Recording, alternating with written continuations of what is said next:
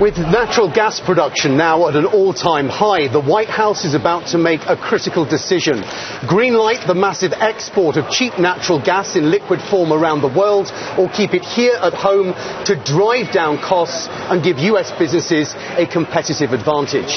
Boone Pickens is the founder of BP Capital and has done much, of course, for this industry. He joins us now live. Good morning to you, Boone. Nice to see you again.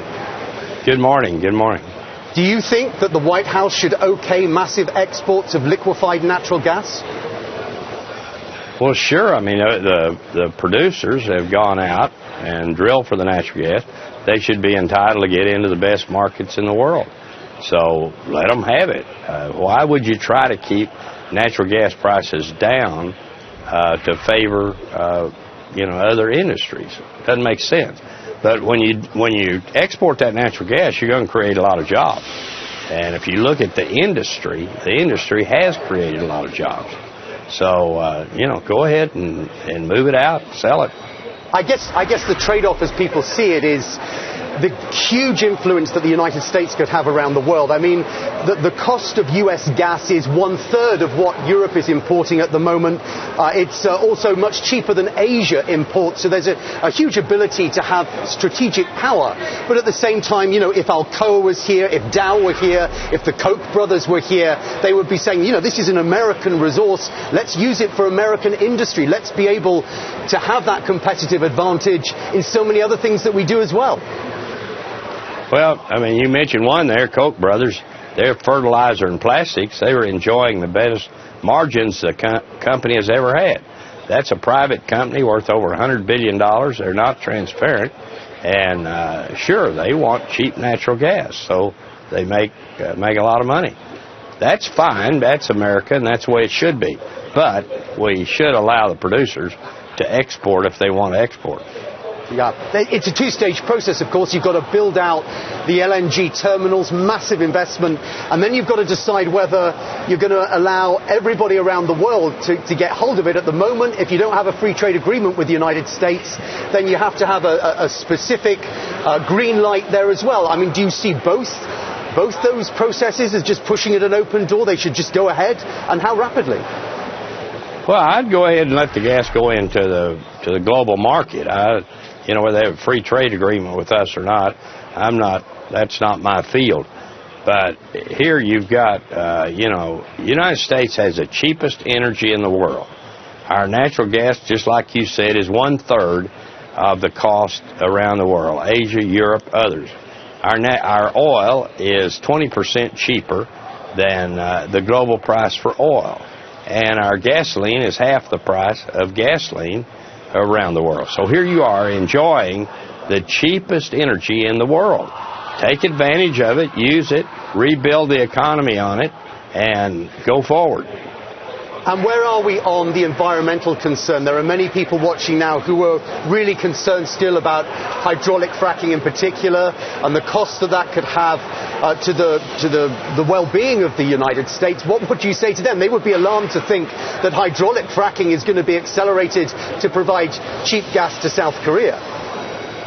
Well, you have been fracking wells in Oklahoma and Texas since 1952. I saw my first frack job in 52. So that's 60 years ago. Nobody ever said anything until recently. And we have fracked over 800,000 wells in Oklahoma and Texas, and nobody has complained about it. Now at once the environmentalists are screaming. Tell them to get lost. I mean, this is something that's been proven over and over again that it is safe. So proceed and get the natural gas out of the ground and use it. Hey, Boone, it's Carl. A lot of discussion this week about whether or not we're going to get a Keystone announcement. For a while it felt to some like the White House was going to put it out there in conjunction with some sort of broad climate change initiative. Now that appears to have been rolled back a bit. Do you think we're going to hear anything before back half of this year? I don't know, Carl. I've been very surprised that this decision, they're choking on a gnat. The decision should be an easy one. There's 250 billion barrels of oil in northern Alberta up at Fort McMurray. That oil is available to the United States. How does 250 billion compare around the world? That's what the Saudis claim they have, 250 billion barrels. Here you are with oil at the level of Saudi Arabia, contiguous to America, wanting to sell it to us. We are absolute fools if we let that get away from us. It's amazing to me, Boone, even with all that policy indecision and some of the concerns that Simon brings up, I mean, this is still, regardless of all of that, turning into a huge economic tailwind for this country.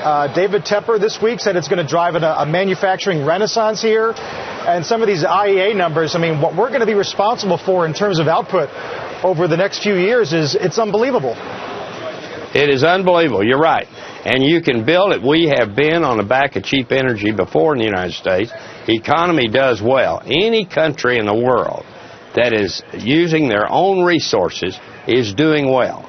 And that's exactly what can happen to the United States if we had a little leadership in Washington to take us down that path. Mr. Pickens, are we 100% sure that the reserves are as big as we think? Because there are many oil majors, notably Shell, who've got that sort of calculation horribly wrong in the past. Well, you say 100% sure. Nobody's going to tell you they're 100% sure. But you know what the source rock is, which is the shale. Now we've been able to penetrate source rock with horizontal drilling. And that is I'm surprised at some of the recoveries we're getting out of these wells.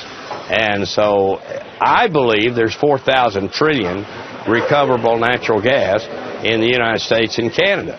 And that is 125-130-year supply. I believe that to be the case. Finally, Boone, I got to ask you about this piece you did with LinkedIn yesterday about your gym workout routine. You say you're 84 years old. You say that's just a number. And you walk people, I think we have a picture where you walk people through your treadmill, your weights, your crunches, although I'm hoping you don't do this every day in a suit and tie.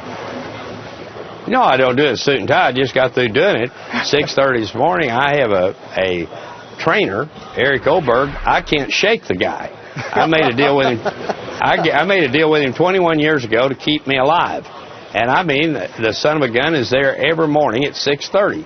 So yeah, I'm 10 degrees start and stop on the treadmill, and I go a mile on it, get my heart rate up to 135.